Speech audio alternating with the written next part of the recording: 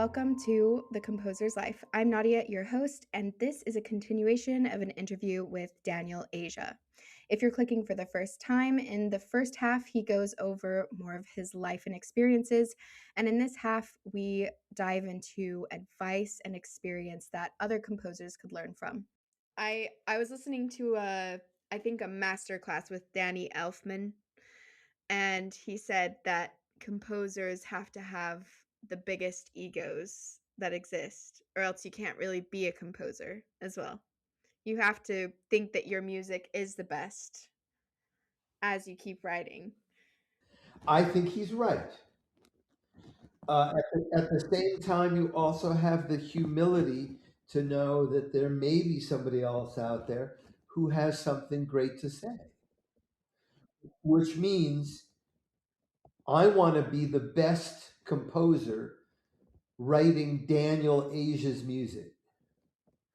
At a certain point, I focused more on my music and less on conducting because I realized lots of people can go out and conduct this stuff. Only I can write my music. Only you can write your music. Okay? That's it. So now you don't need, therefore, to have the ego that says, I'm the greatest thing that's ever come across since a hot fudge sundae. Yeah. You know? So you can just say, I'm the greatest Daniel Asia that's ever come across around here. And yes, every piece that I write, I love, and I don't let it out of my studio until I think it's as good as it can be. Yep. That's that. That's that. Now take it or leave it. And if you find something of interest in it, as I hope you do, that's great. And if you don't, go on to something else. Yeah. It's your I think life. that's a great way to put it. I think that is a good way. So, how and where do you find inspiration for writing? So, there's a great story of Stravinsky, and you stop me if you've heard it. So, Stravinsky's at a cocktail party after a Monday evening concert series in Los Angeles. And the woman who's hosting the event comes up to him and says, Maestro, I've always wanted to ask you this question. I know that you have a house that sees both the mountains and the coast and the water. Do you get your most inspiration when you're looking at the mountains? Do you get your most inspiration when you're looking at the water? And he says, man, I get my most inspiration when I'm sitting at the goddamn piano trying like hell to write some good music. So, inspiration, yes, of course we get inspiration, don't we? I mean, there's nothing better than when you get that moment of inspiration and you're, God willing, in the flow of writing music and you're there and you know that there's something else besides just you involved in this and it's happening. And boy, just keep it coming, baby. I don't care how or why or what's going on here. But how do you get to that? You get to that by sitting in your studio every day for 4 hours and working on something until something happens, right? And scratching out and throwing a lot of things away until finally something starts to emerge, or by sketching something and saying, well, I don't like that, but there's something there that's kind of interesting. What is it? What happens if I do this with that? What happens if I do that? Oh, now it's getting a little more interesting. And now let's see this. Oh, that note's wrong. Bad note, bad note. Let's get a new note in there. New note. That one sounds better, but no. What's wrong with the contour? Come on, come on. There's something wrong with the contour. What is it? What is it? So we're using everything. We're using our rational facilities. We're using our intuitive facilities. We're going in from hard focus to soft focus. We keep moving back and forth in that space of our consciousness and our minds, all of it together, knowing that we're doing exactly what we want to do. I love that. It kind of feels like sculpting, but with sound. Trying to chip away the sound until it's what it should be. That's it.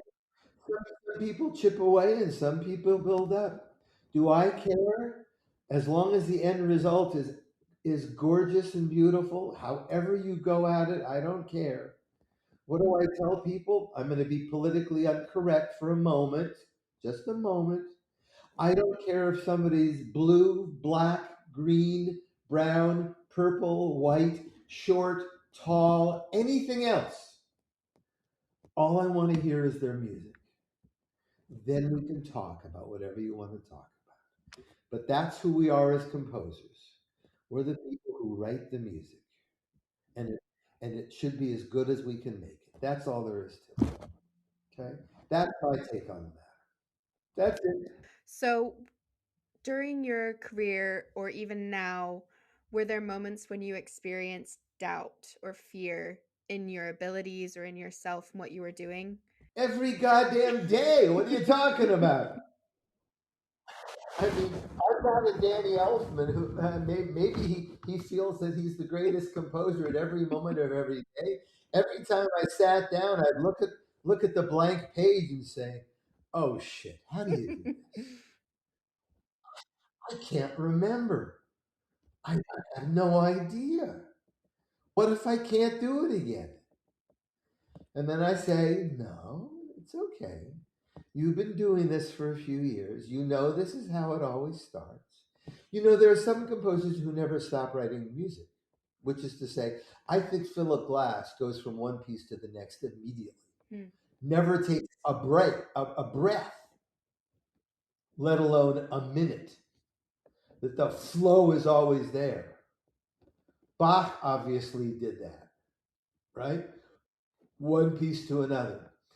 Then there's that guy named Beethoven.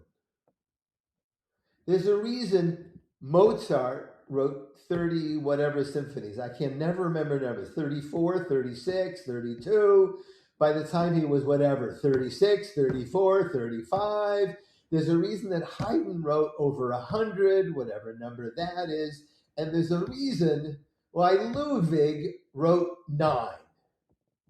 Because after writing 1 or 2, he said, oh shit, I don't want to write the same thing over again. I ain't doing that. What am I going to do next? I got to think about this a little bit. Not that it was, I think, well, yes, I do think it was. I think it was difficult for him to write music because he had an image that he was chasing that was harder to chase down in a way that was not the case for Bach, Mozart, and Haydn. Those guys, I think it seeped out of them more.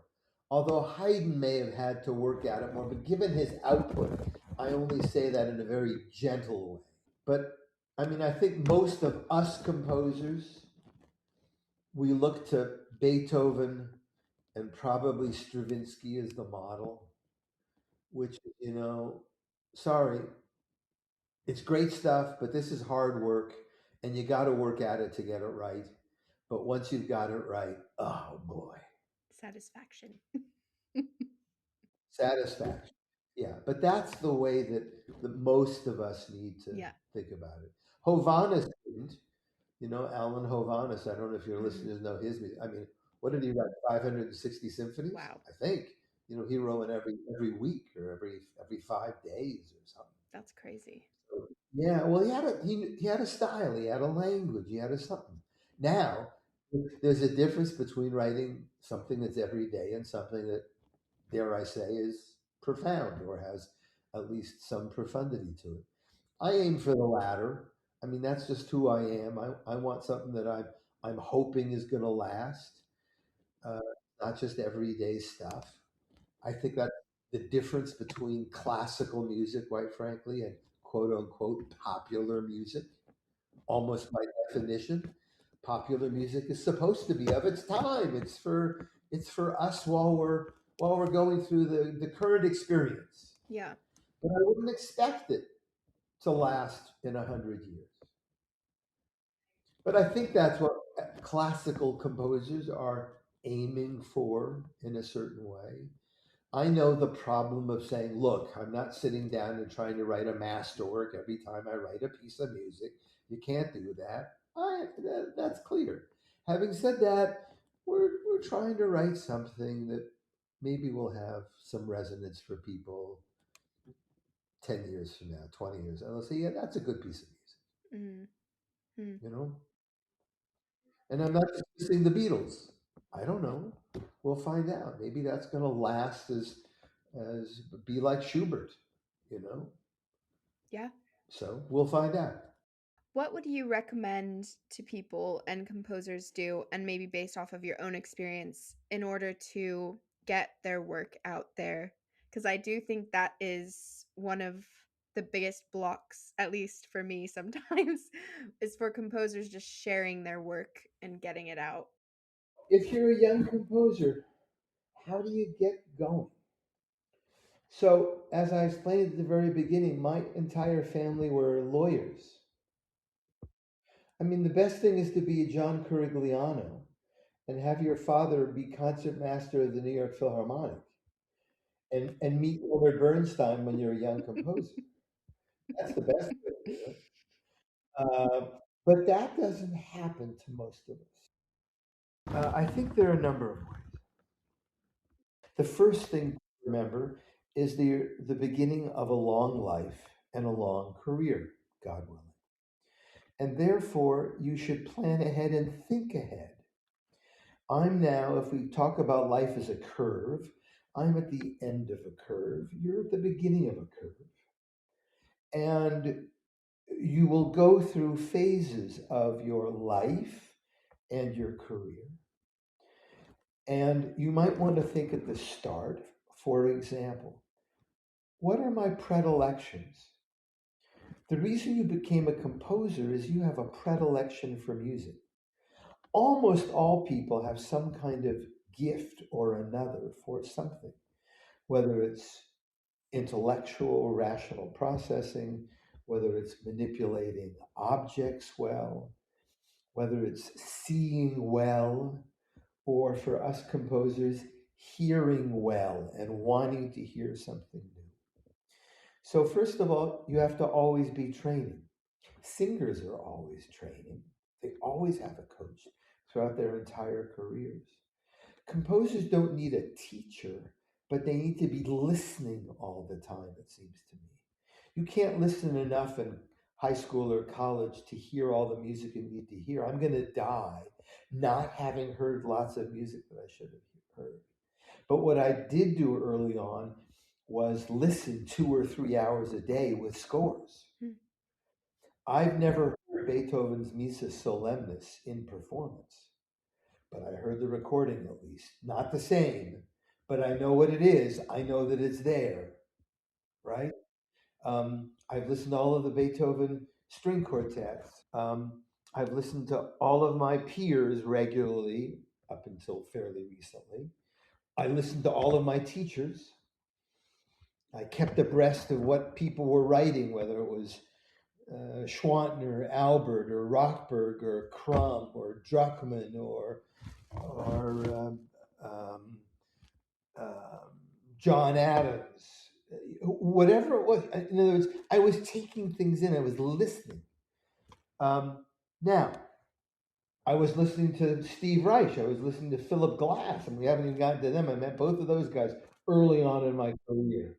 You know, Philip asked me to go on the road with him with Einstein on the Beach because he said, you know, I've got these nincompoops down in the village and nobody can read music. He said, you could read music. I said, yeah, okay, but you know, I have my own stuff to do. So, but I knew what was going on. I heard it. You know, I performed it. I played it. Um, I started a new music ensemble that I conducted and played and premiered many new works by many of the composers who came just after me. You know, whether it was Julia Wolf, David Lang, Aaron Kernis, Paul Moravec, um, uh, all these guys. We gave many of them their first performances in New York City. We were Musical Elements was the name of the group, and we were the Midtown group. We played guys from Uptown, Yehudi Weiner, we played Babbitt Allset, and we played downtown. We played Malcolm Goldstein, we do Philip Glass, we do Steve Reich, we did Morty Feldman, blah, blah, blah. I mean, be open to everything, and then say, now that I've heard it all, who am I? What's my voice? What am I going to be? What's going to happen for me? Where do I see myself on this spectrum? We live in a very complicated time. There isn't one language, so to speak, I don't think, but there are many possibilities, many ways to express yourself. So what I tell young composers is, I don't want to hear anybody else. I want to hear you. I want to know what you have to tell me. And by the way, I'm excited and will be excited to hear what you have to say. Hmm. So that's one way to get started, is to know who you are and get to know who you are as a composer, as a musician, as a person. And then be true to yourself. You have to be true to yourself. Beethoven did not play around with royalty. He gave him hell. It screwed his career, screwed his health, but it kept him an artist. Hmm. So, uh, okay, then you got to get to know musicians. I didn't get to know musicians enough. There are composers who hung out in New York who started their education and careers there who were really smart. They got to know the best players at Juilliard and the best players at Manhattan. If they were in Philadelphia, they got to know the best players at Curtis. Make friends if you can among performers, because they're the ones who are going to play your music. Yeah. The better they are, the better your music sounds. Mm-hmm. Right? They can polish up your gem so that it shines. And that's not a bad thing.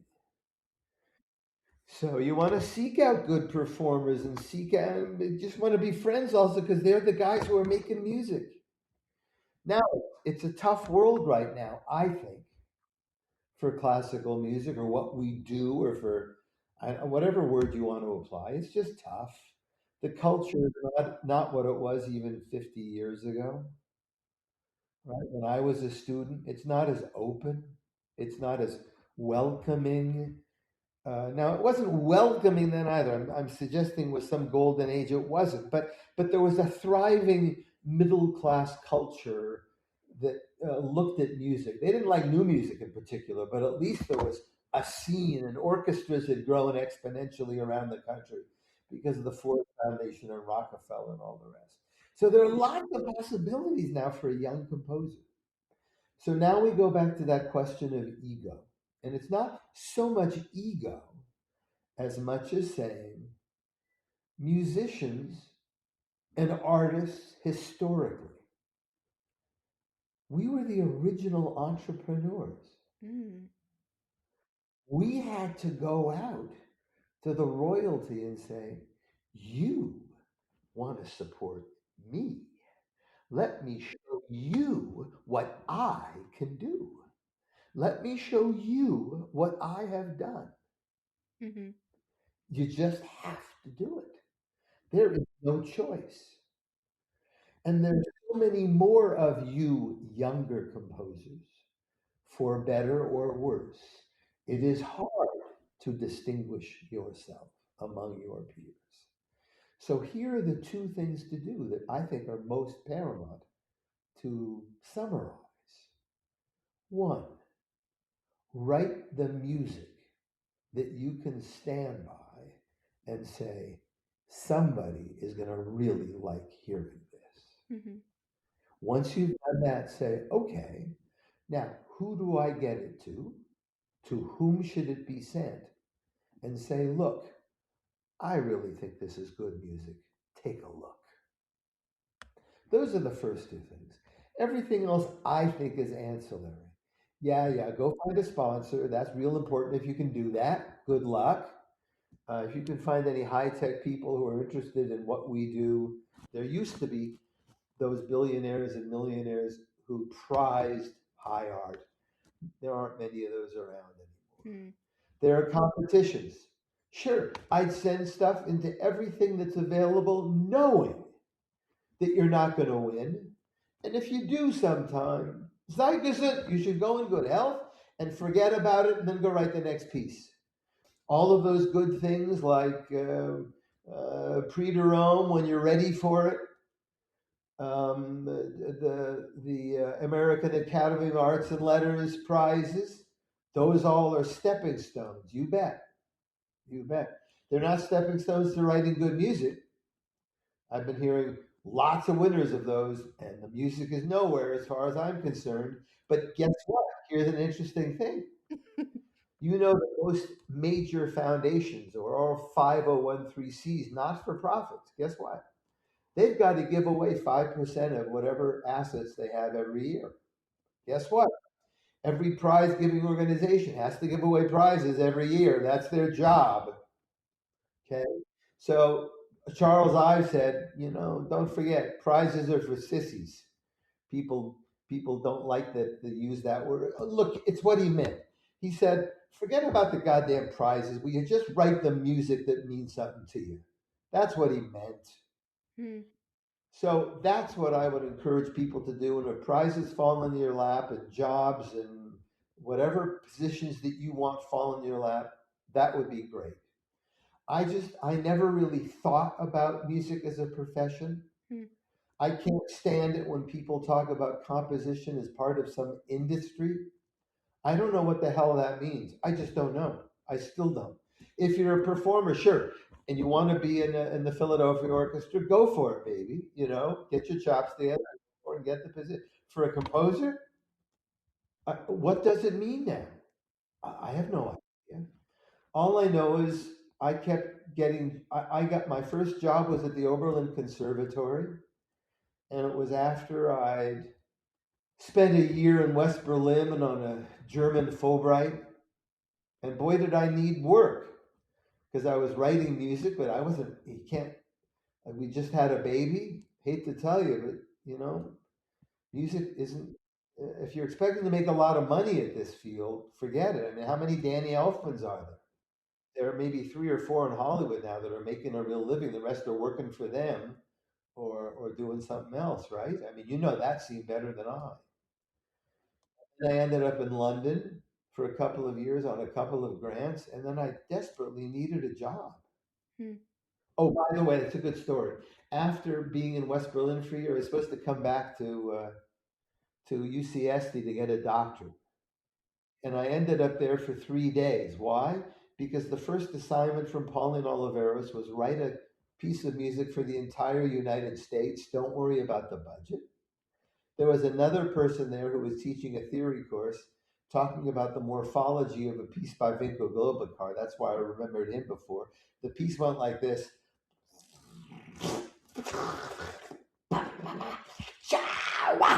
Now, I don't mind those sounds. I kind of dig them. But let's not go into a scientific explanation about the nature of those sounds. It's just not that interesting. So that lasted 3 days. So yeah, that was that. Anyway, after 2 years in London on a Guggenheim and UK Fulbright Arts Fellowship, we had 3 children, my wife and I. She's an artist, but I needed a job, and I've been here. Was at the University of Arizona for 38 years, running the composition department. Wow. I consider myself to have been very lucky because guess what?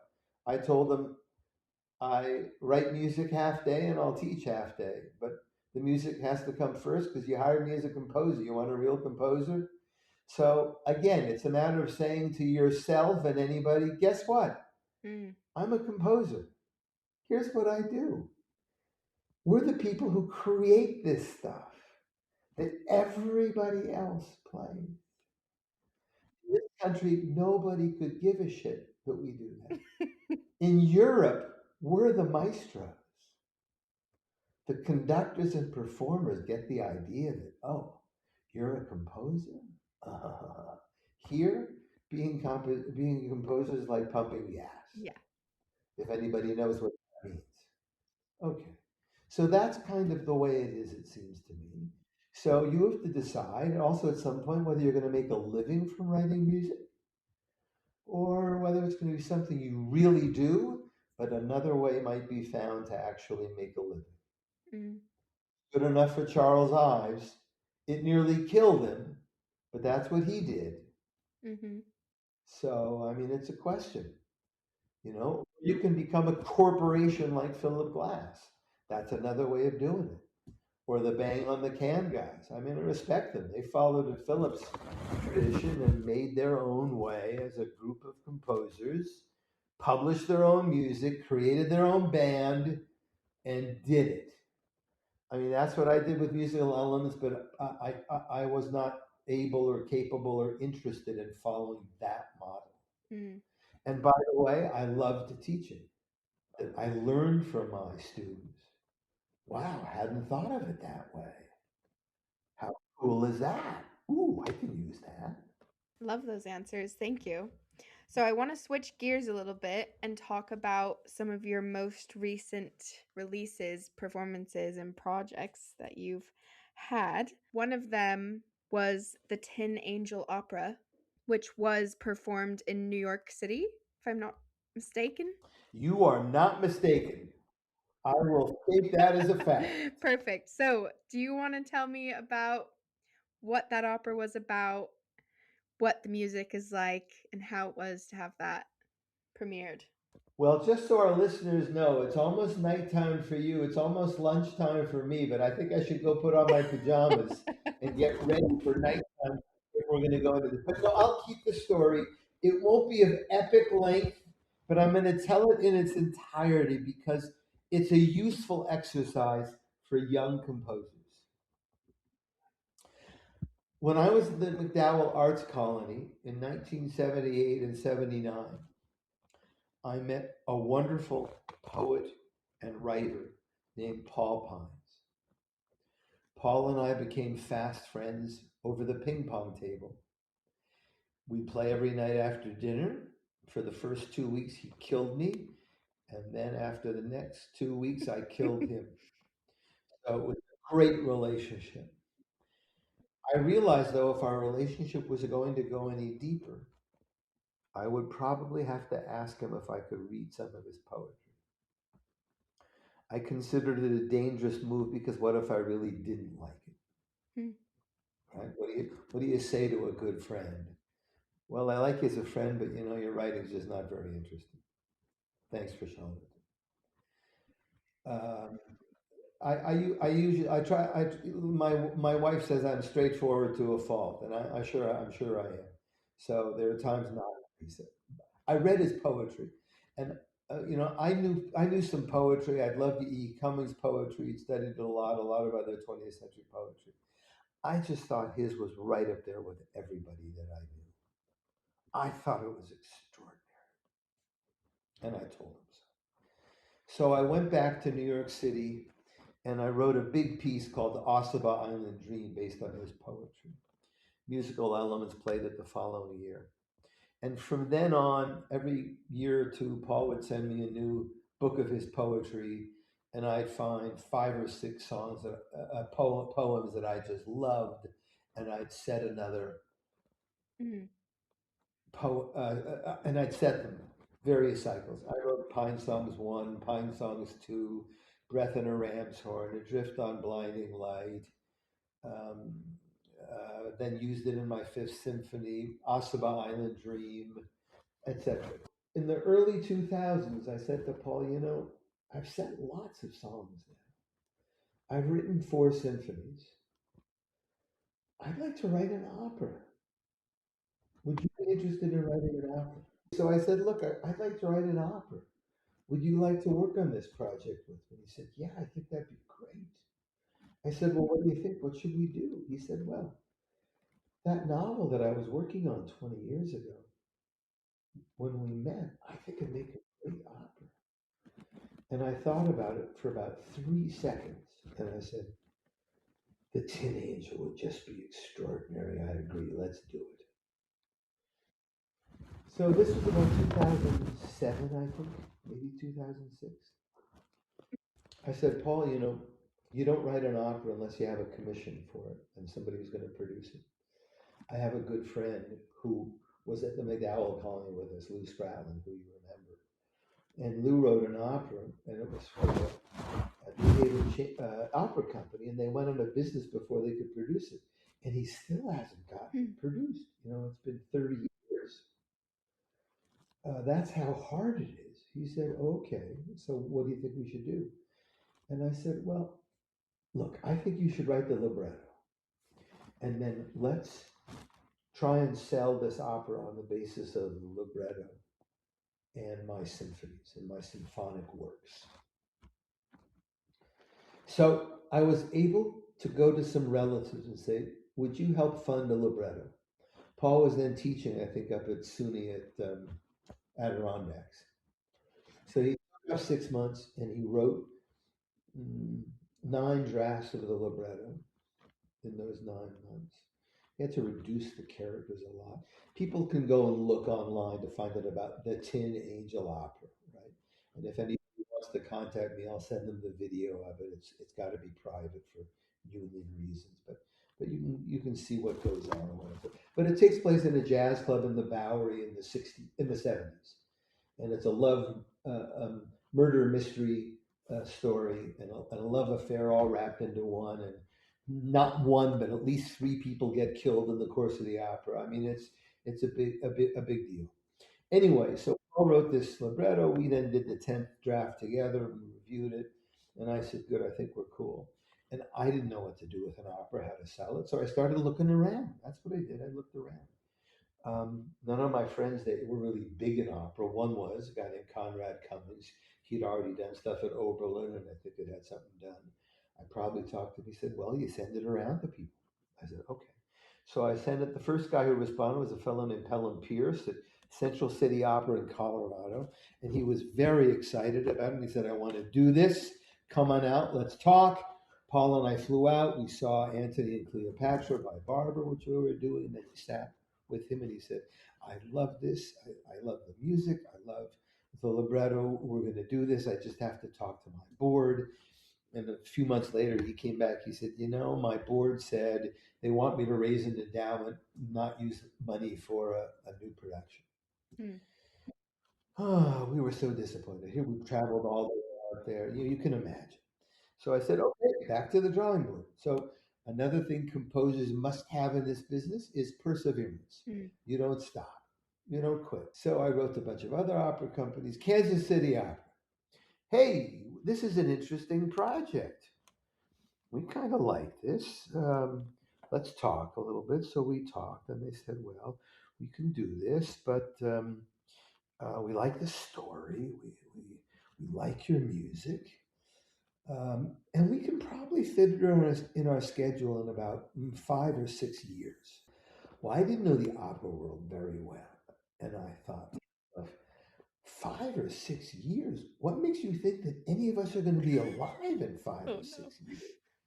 But this wasn't when opera companies looked out 5 to 7 years. And I said to them, "Okay, if come back to me in 5 to 7 years, and when you're into, let's do it." So then I finally called Paul one day and I said, "Paul, look, this is a story that takes place in the Bowery in a jazz club in New York in the 70s. I'm going to send it off to the Met." I think the New York City Opera had already gone into business. Sent it to a guy named Paul Cremo at the Met, the dramaturg there. Didn't hear anything for about a month. And I said, "Okay, I'm just going to call this guy." So I called him, and that was when you could get somebody like that on the phone. I said, "Hi, I'm Paul Cream." I said, "Hi, I'm Dan Asia. I sent some materials about my opera, and I'm going to be in town in about 3 weeks." A blatant lie. Blatant lie. "Would you like to meet with me and Paul to talk about my opera? Our opera?" And he said, "Oh, I was going to get back to you. I've been on vacation for the last 3 weeks up in Vermont, and I read your libretto twice with your music behind it. And I thought this would be wonderful for the Met." I said, "Excuse me?" He said, "Yeah, I really like this. Now, why don't you? So I'll meet with you when you come in 3 weeks." I called Paul and I said, "Paul, we're coming. I'm coming into New York, baby. We're meeting with this guy at the Metropolitan Opera." And Paul said, "Great, I'll be there. I'll be there." So I called a friend of mine who knows large institutions like the Met or the Metropolitan Museum of Mm-hmm. Art or City Ballet. And he said, "Oh, this guy will probably give you 5 to 10 minutes. So you got to have a pretty fast pitch, make it ready for him, and then you'll see what happens." So Paul and I went in, and we talked with him for about an hour or an hour and a half, like you and I are doing. And at the end, he said, "Look, I'm so excited about this project, but you do understand, the Met is a $250 million operation. So I have to send this through about five different other offices who need to look at it and think about it from their perspective and whether they think it's something we can do." And we said, do whatever you have to do, but let's see what happens. So he got back to us a month later and he said, "Well, I'm sorry. I have bad news. And that is, there are a bunch of people here, and a number of them said, we have to fill a house with 3,500 people. We have to fill it with a sound and an opera that is dramatic in that nature enough to fill up that kind of a house. And it gives the pace for that. This opera moves fast. This has a lot of energy. We don't think this opera should really be in a house that's any bigger than 2,000, maybe 2,500 max." I was completely silent for about 10 seconds, trying to absorb this. And then, you know, while that disappoints me greatly, I can understand that as a reason why it can't be done at the Met. That makes sense to me. Then he said, "Oh, and there is another minor reason. We got a grant from the Mellon Foundation for $300,000 to put together teams of young composers and young librettists. We'll pay them each, $50,000, $60,000. They'll spend a year working together and they'll try and put together a libretto and then some scenes for an opera. And that's also on our plate." And I said to him, "You guys have to be out of your fucking head. Come on, the chance of that producing anything, get real." I was pretty forward with him. And he said, "Oh, I know. I know. We all know that. But we've gotten the money, so we got to do it." Now, produced a couple of things that worked out, but that was another reason why they couldn't do my new opera. Because so that's the story up until that was 2000, and then the crash hit in 2008, which you are too young to remember, but it destroyed many artistic organizations, opera companies among them. The entire landscape shifted. And Paul said to me, "Dan, I think you need to write a scene. I think we need to show them something of the opera." So I said, "Okay, but it's against my better judgment because they really like having something that's a virginal territory where they can make it their own. It is their own. They're the parentage. I mean, they're really." So what happened? I started on the second act and I wrote a scene. And I got to the end. I'd never written an opera. And I said, "Damn, I think this is okay. Yeah, maybe I'll write another scene." So I wrote another scene. And then I said, "If I write one more scene, I'll have a whole act done. I'll have one third of this sucker done." So I did. And then I just couldn't stop. So I wrote the third act. Then I went back and wrote the first act. And we had a whole opera done. I went off to Israel a year later to do some studying. I orchestrated it partly there, partly here, had it all done, and spent the next better part of almost 20 years trying to find somebody who would produce it. Hmm. That person, I finally found somebody who would help me seek out opera companies because I'd gone to every opera company. I'd sent them stuff. And I found this woman named Lena Chalmbrus. I don't know how I got to her, who ran a company called Momentum Artists. Lena did and promoted the things that she loved. And when I brought this project to her, she looked at it. She said, "This is fabulous. We're going to get this done." We took it to a company in New York. They were very excited about it. We were about to sign a contract with them, and they folded, went out of business. We'd already taken it, I think, to one other person, a fellow named Stefanos Koronios with Teatro Grattacielo. And he said, "I like doing this. I'd like to do this." And we said, "That's great, but the commissioning fee is $100,000. You know, it's been 20 years. Dan spent 2.5 years writing this piece. He raised money. He said, can't do it. I don't got that kind of money. Forget about it." I called up a few friends in the business and I said, "So explain to me, what am I doing wrong?" And they said, "It's really very simple. If you raise $1 million, almost any opera company in the country will do your opera." Simple. Simple, simple. So I said, "Okay, I've raised money before for commissions. Here I go." I didn't raise $1 million. I raised $100,000. We went back to Stefanos Koronios and said, "Okay, now you don't pay us $100,000, but we provide $100,000 for the budget. Will that work?" He said, "I can do it with that because I can raise the rest of the money to make that happen. Let's do this. This is going to be great." Then it took another 2 years or whatever it takes, because in the opera world, you got to plan at least, that nobody plans 5 or 7 years in advance, but they do plan 2 years in advance, right? So we had to find the major singers who were available, had to find the production team, had to find the director, had to find the space.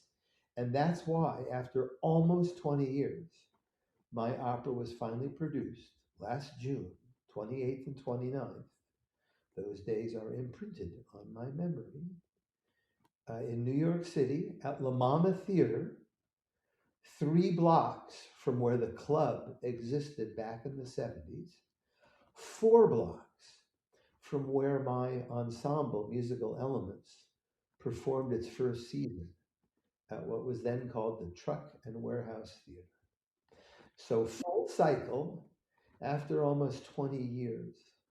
Would I wish that upon any composer? The answer is no. But there's this story that defines, I think in part, the kind of commitment you have to have. I'd only finish that story by saying, if I were to die tomorrow, I would not live to go to the bar and bat mitzvahs of my grandchildren, but I would die a very happy composer. I don't even want to say anything else after that. That was amazing. Well, I think it's a good story for people to know. Yeah, definitely. Really enjoyed listening to your stories and having you on today. And I think you've shared a lot of good stories and advice for people, and me included in that. So thank you so much for your time. Wonderful, and my best to your husband and your dog. Thank you for listening to today's episode. Make sure to sign up for our newsletter, The Composer Studio, for a more behind the scenes look at composing, including a monthly newsletter with opportunities, new podcast releases, news in the music industry, and more. See you in the next one.